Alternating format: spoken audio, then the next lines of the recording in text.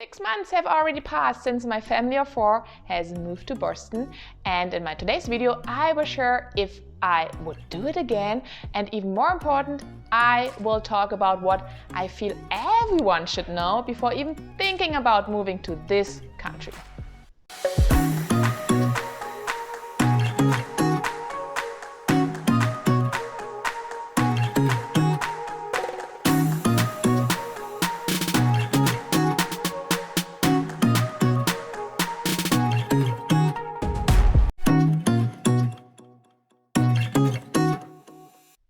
I'm not sure if you have noticed already, but I'm very outgoing. So in general, I don't have any issues with meeting new people and making new friends.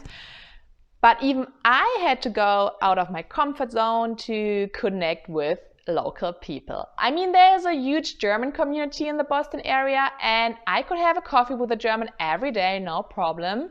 And no offense, I mean, I love my people, but I think it would not be the same. It would be a different experience if I would stay in this German community bubble. And that's why I decided this is not an option for me. And what I did is I posted something in our local parenting Facebook group, and I explained our situation, and I got a lot of very friendly replies. I met a few people, and of course I didn't connect with everyone. But the thing is, you have to be willing to get out of your comfort zone at least a little bit. Well, because Americans are friendly, and it might be that your neighbor is inviting you for a barbecue and you become, good friends. But if not, you should not be afraid to do the first step. So 6 months later, I can say that I met great people, and I'm very grateful for that. But of course, they cannot replace your friends back home, which know you for a much longer time. And I try to stay in contact with all of my friends, but the thing is that we always have to schedule calls because of the time difference, and I cannot just call them spontaneously and ask them, for coffee or a drink, because I really would like to share something with them. And I feel that I'm a little bit left out of their everyday life now, which I knew before, and that's fine, but I definitely underestimated that a little bit.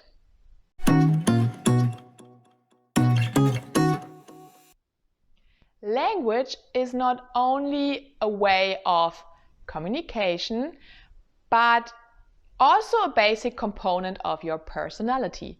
And if you cannot speak freely, you basically become a dull version of yourself. And I actually thought that my English is decent, so you have noticed my accent and I mix up words here and there, or the pronunciation is not correct. But I think I can express things. But even till today, I struggle with things like joking. Because in your native language you can generate a joke within a split of a second, but in English I have to think about my words, and by the time I know what I want to say, it's just not funny anymore. I guess the good thing is that no one expects a German to be funny, so at least I meet the expectations, right? Another thing is that your language is also important for social interactions and for making friends. And as I said, I feel that I can express myself, but sometimes I don't know the specific word, and it is so frustrating because then I use words at the intellectual level of a 3-year-old kid. And what is even more frustrating than that is that people who talk to me and notice my accent, or notice that I, struggle to find a specific word, they start to talk to me like I'm a 3-year-old kid. And they slow down the language, and I know that they don't do it out of bad intentions and that they want, to help me. But I think they just don't know that, there is a difference between the active and the passive vocabulary someone knows. because I understand a lot more than I can say. I might have heard a word once, so if you use it, I know what it means, but in order to speak it, I have to hear it more than once, right? It is another process. So I basically can follow, the news, and I can understand everything, but sometimes I just struggle to recall the specific word. And even if I don't know the word, if you're talking to me, I still know what you're saying because I know the context.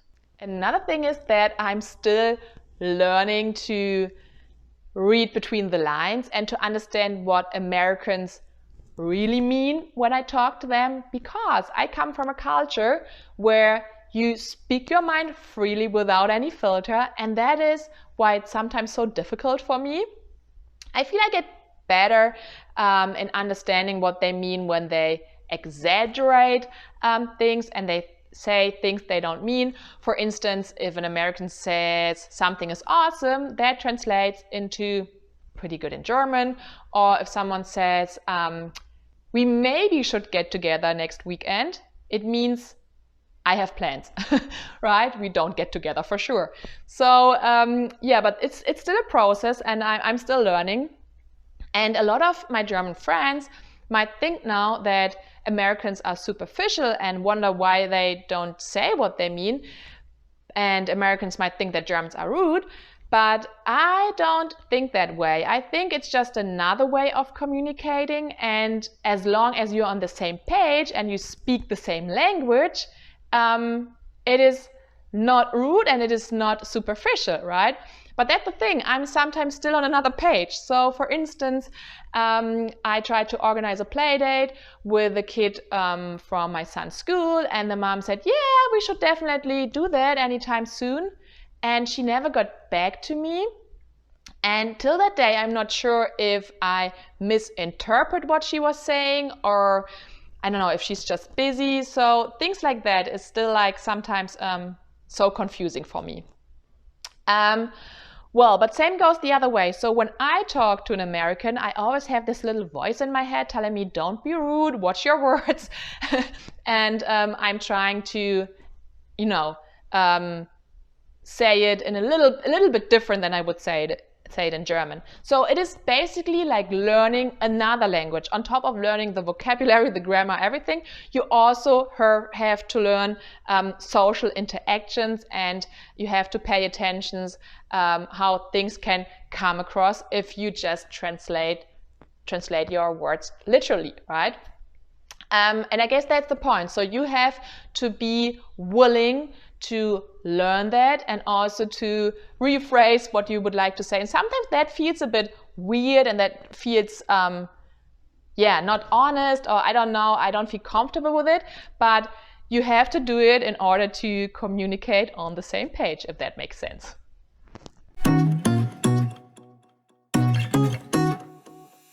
If you do not appreciate your homeland, I can assure you will do after being an immigrant. For some, it comes a bit later. For some, it comes sooner. Speaking for us, we don't experience a high level of homesickness, and I guess that is because we have lived abroad before. But I'm still surprised that I sometimes miss stupid things like a smell or a specific place, or even the sound of the pedestrian traffic light in Germany when you wait to cross the street, because it's just a different sound than I hear here.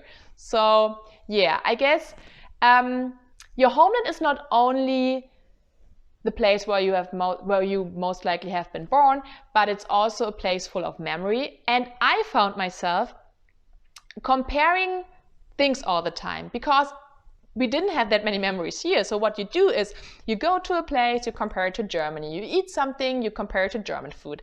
And that actually doesn't really help, because of course, if you're at a coffee place here, you most likely will know a coffee place which is nicer in Germany, but maybe this place here has a nicer cheesecake or whatever. And as soon as I focused to stop comparing all the time, I could focus a lot more on the positives. I don't know if that makes sense. But yeah, I can definitely recommend that you don't compare all the time, and then you you are able to appreciate the little things more. Another thing is that I would like to mention that is very important. Moving to another country is not a vacation. So I feel sometimes the idea of moving to another country comes with a lot of excitement, and you have a picture in your head what you're gonna do and place you're gonna see. And yeah, you will do fun stuff and you will go to new places, but the bigger part of your life is your everyday life. And if you weren't happy before you moved, for whatever reason, I suggest that you figure out why before you move to another country and you find yourself at the same spot shortly after, right? So I can definitely recommend to think about the why you want to move somewhere. In order to not, to be disappointed because your expectations are different to what you will experience, okay? So at the end, the question is, would I move again? Well, if you have watched my very first video in which I talk about why we moved, and my why was that I would like to create lifelong memories for my kids, and I would get to know another culture and get exposed to different culture. I can tell you that I would definitely move again because we definitely created awesome lifelong memories already. Okay, so with that being said, thanks for watching. If you could leave me a comment, a thumbs up, subscribe to my channel, whatever, that all helps to feed the algorithm. I would really appreciate that. Thanks in advance. Thanks for watching again, and auf Wiedersehen.